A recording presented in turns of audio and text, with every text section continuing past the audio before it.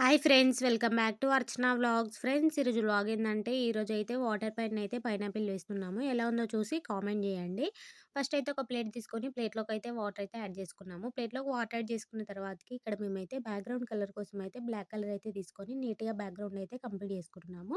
Background అయితే నీట్గా complete అయిన తర్వాతకి ఇక్కడ మేమైతే బ్రౌన్ కలర్ అయితే తీసుకొని ఫస్ట్ అయితే ఇట్లా లైట్గా పైనాపిల్ షేప్ని అయితే డ్రా చేసుకున్నాం అనమాట. ఫస్ట్ లైట్గా డ్రా చేసుకున్న తర్వాతకి ఇక్కడ మేమైతే పైననైతే పైనాపిల్‌కి కొమ్మనైతే డ్రా చేసుకుంటున్నాము. గ్రీన్ కలర్‌తోనైతే ఫస్ట్ లైట్‌గా ఇట్లా డ్రా చేసుకున్న తర్వాతకి, ఇప్పుడు పైనాపిల్ అయితే యెల్లో కలర్‌లో ఉంటది కాబట్టి, యెల్లో కలర్ అయితే వేసుకొని ఇట్లా నీట్‌గా అయితే కంప్లీట్ చేసుకున్నాము.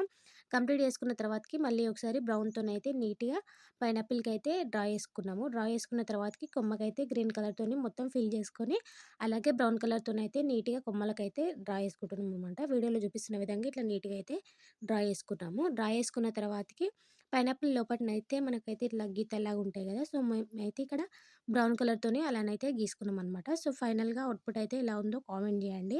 అలాగే నేను వేసిన డయాగ్రామ్ నచ్చితే ఒక లైక్